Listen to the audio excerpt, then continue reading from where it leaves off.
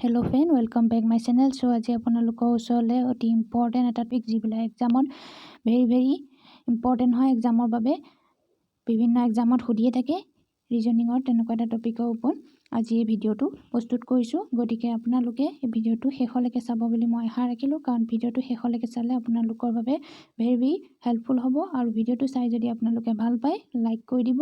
চ' আহক আজি ৰিজনিঙৰ ভিডিঅ'টো আৰম্ভ কৰোঁ।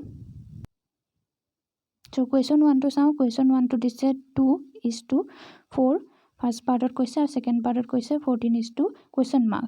so এতিয়া আমি ফাৰ্ষ্ট পাৰ্টটো সলভ কৰিম। ফাৰ্ষ্ট পাৰ্টটো কেনেকৈ হ'ল 2 স্কোয়াৰ কৰিলোঁ, অৰ্থাৎ 2 মাল্টিপ্লাই 2 কিমান পালোঁ ইকুৱেল 4 পালোঁ। তেনেধৰণে এতিয়া 14ৰ লগত আমি কি মাল্টিপ্লাই কৰিব লাগিব 14 স্কোয়াৰ, অৰ্থাৎ 14ৰ লগত আমি 14 মাল্টিপ্লাই কৰি দিলোঁ। 14ৰ লগত 14 মাল্টিপ্লাই কৰি দিলে কিমান হ'ল 196। চ' কাৰেক্ট এনচাৰ কোনটো হ'ব অপশ্যন এ হ'ব কাৰেক্ট 196 ইয়াৰ কাৰেক্ট এনচাৰ হ'ব। কেনেকৈ পালোঁ যে 14ৰ লগত আমি 14 মাল্টিপ্লাই কৰি পালোঁ। এতিয়া কুৱেশ্যন 2টো চাওঁ। কুৱেশ্যন 2টোত কৈছে 12:6 আৰু ছেকেণ্ডত কৈছে 32:2 question mark। চ' 12ৰ লগত 6ৰ কেনেকৈ ৰিলেশ্যন হ'ল সেইটো আমি সলভ কৰিম। চ' 12ৰ লগত যদি আমি কিমান ইয়াত লিখি দিয়া হৈছে যে 12 ডিভাইডেড বাই 2 কিমান হ'ল 6 পালোঁ। গতিকে কিমান হ'ব 6 হ'ব ইয়াৰ এনচাৰ। প্ৰথম পাৰ্টটো সলভ হৈ গ'ল। এতিয়া 32টো আমি কেনেকৈ কি কৰিম যে আমি আগৰ পাৰ্টটো দেখিলোঁ যে কিমানে ডিভাইডেড কৰিলে 2 ডিভাইডেড কৰিলে। চ' এতিয়াও ছেকেণ্ড পাৰ্টত আমি কি কৰিম 32ৰ লগত 2 ডিভাইডেড কৰিলে কিমান পালোঁ 16 পাই গ'লোঁ। চ' অপশ্যন বি হ'ব কাৰেক্ট 16 হ'ব ইয়াৰ এনচাৰ।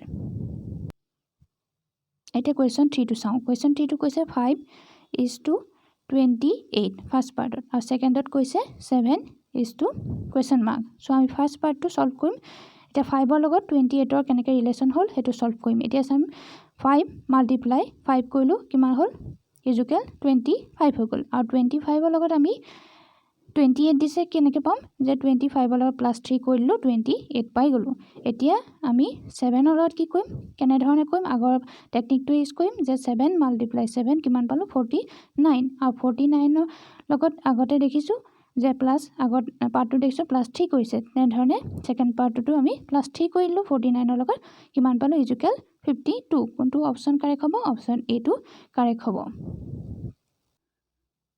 এতিয়া আমি কুৱেশ্যন 4টো চাম। কুৱেশ্যন 4টো দিছে 2646:18 আৰু তাৰপিছত ছেকেণ্ডত কৈছে 5972 তাৰপিছত কৈছে কুৱেশ্যন মাৰ্ক। চ' আমি কেনেধৰণে ফাৰ্ষ্টটো পাৰ্টটো সলভ কৰিম সেইটো চাম।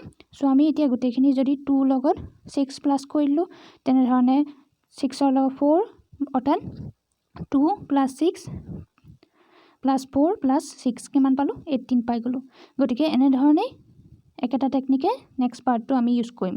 চ' 5 + 9 + 7 + 2 কিমান পালোঁ 23 পালোঁ। চ' অপশ্যন এটো কাৰেক্ট হ'ব 23 হ'ব ইয়াৰ এনচাৰ।